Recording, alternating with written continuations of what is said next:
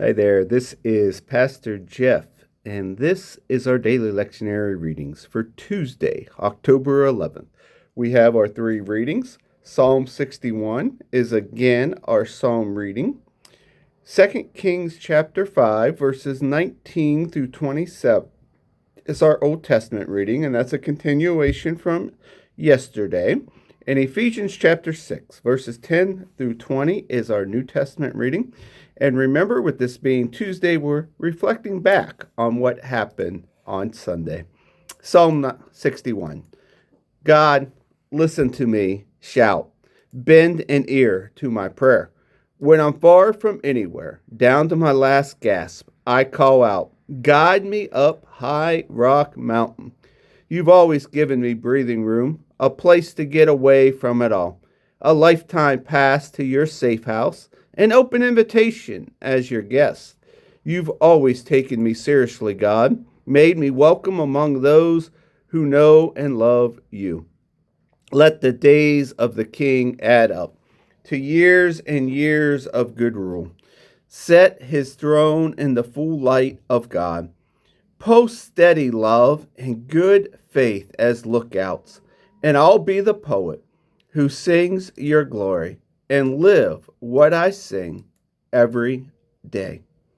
Our Old Testament reading comes from the book of 2 Kings, chapter 5, verses 19 through 27. Elijah said, everything will be all right. Go in peace. But he hadn't gone far from Gehazi, servant to Elisha, the holy man, said to himself, my master has let this Aramean Naaman slip through his fingers without so much a thank you. By the living God, I'm going after him to get something or other from him. And Gehazi took off after Naaman. Naaman saw him running after him and jumped down from his chariot to greet him. Is something wrong? Nothing's wrong, but something's come up. My master sent me to tell you. 2 young men just showed up from the hill country of Ephraim, brothers from the guild of the prophets. Supply their needs with a gift of 75 pounds of silver and a couple set of clothes. Naaman said, of course. How about 150 pounds? Naaman insisted. He tied up the money in 2 sacks and gave him the 2 sets of clothes. He even gave him 2 servants to carry the gifts back with them.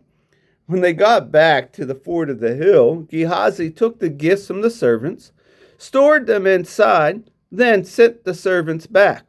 He returned and stood before his master. Elijah said, so what have you been up to, Gehazi? Nothing much, he said. Elijah said, didn't you know I was with you in spirit when the man stepped down from the chariot to greet you? Tell me, is this a time to look after yourself, lining your pockets with gifts? Naaman's skin disease will now infect you and your family.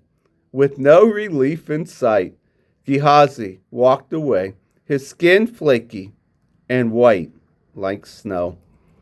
Our New Testament reading comes from the book of Ephesians, chapter 6, verses 10 through 20. And that about wraps it up. God is strong and he wants you strong. So take everything the master has set out for you, well-made weapons of the best materials, and put them to use so you will be able to stand up to everything the devil throws your way. This is no weekend war that we'll walk away from and forget about in a couple of hours. This is for keeps. A life or death fight to get to the finish against the devil and all his angels. Be prepared. You're up against far more than you can handle on your own. Take all the help that you can get. Every weapon God has issued, so that when it's all over, but the shouting, you'll still be on your feet. Truth, righteousness, peace, faith, and salvation are more than words. Learn how to apply them. You'll need them throughout your life. God's word is an indispensable weapon. In the same way, prayer is essential in this ongoing warfare. Pray hard and long. Pray for your brothers and sisters. Keep your eyes open. Keep each other's spirit up so that no one falls behind or drops out. And don't forget to pray for me. Pray that I'll forget what to say and have courage to say it at the right time, telling the mystery to one and all, the message that I, a jailbird preacher, that I am responsible for getting out. And here ends our readings.